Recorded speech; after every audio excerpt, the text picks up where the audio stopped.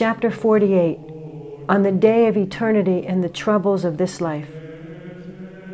O blessed mansion of the heavenly city, how bright is the day of eternity! There no darkness ever obscures, for God, the high truth, illumines and makes all clear. Day is always joyful, always secure, and never changes to the contrary. Oh, how I long for that day to shine upon me, when all temporal things will come to an end.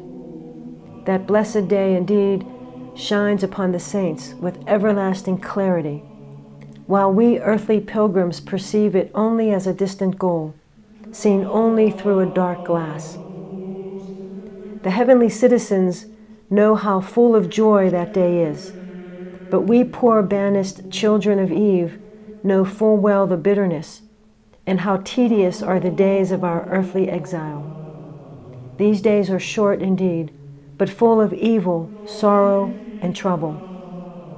We are often defiled by many sins, enmeshed in our own passions, disquieted by a multitude of fears, overwhelmed with unceasing cares, distracted with curiosities and endless vanities, blinded by errors, burdened by labors which wear us down, vexed by temptations, weakened by worldly pleasures, and sometimes tormented by poverty and want. When will there be an end of this misery? When shall we be set free from the bondage of sin and vice? When, O Lord, will you occupy all my thoughts, so that I find in you my full measure of joy? When shall I live in true liberty, free of the impediments of mind and body? Above all, when will that peace, so desired by all human beings, firm and undisturbed within and without, secure on all sides? O dear Jesus, when shall I behold you face to face, to stand and contemplate the glory of your kingdom? When will you be all in all to me? Oh, when will I be in your kingdom, which from all eternity you have prepared for those who love you? For now I am bereft, poor, and exiled in the enemy's country, faced with the battles of daily life which threaten to make me fail. Comfort me in my exile, ease my sorrow, for to you I cry out with longing. For the comforts of this world can only be a burden to me, since all I long to enjoy is the intimate possession of you, even though now this is unattainable. Although my desire is to cling to heavenly things, yet I am dragged down by my unmortified passions. My mind wishes to rise above these things, but the weakness of my flesh drags me down against my will. Unhappy person that I am, I fight with myself and am a burden to myself, while at one and the same time my spirit tends upward and my flesh ever seeks the things below.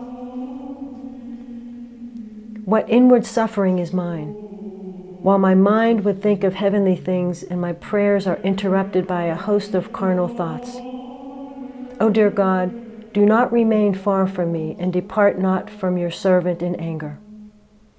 Send the light of your grace and dispel all carnal thoughts from me. Let the lightning of your love come with all speed to put to flight the strategy of the enemy. Grant that my senses may be recollected in you, so that I may forget all worldly desires. Help me, O divine truth, and purify all my motives. When you send your heavenly sweetness, every impurity will flee before your face. In your great mercy, forgive me also all those times that I think of anything besides you in time of prayer. For I must confess, and you well know it, Lord, that I am usually very distracted.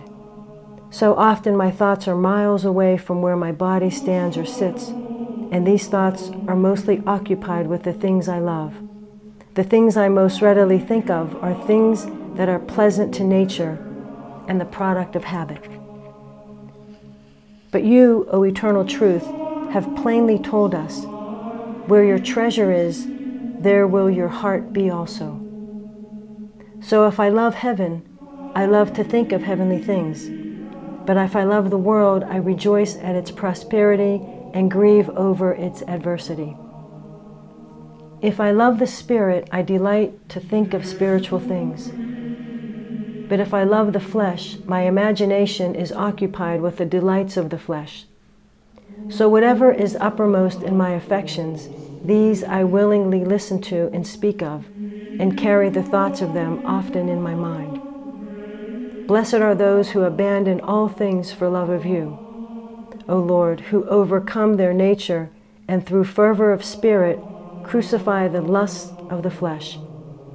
Then with a serene conscience they may offer pure prayer to you, and at last become worthy to join the choirs of the holy angels, having shut out all the internal and external things of this world.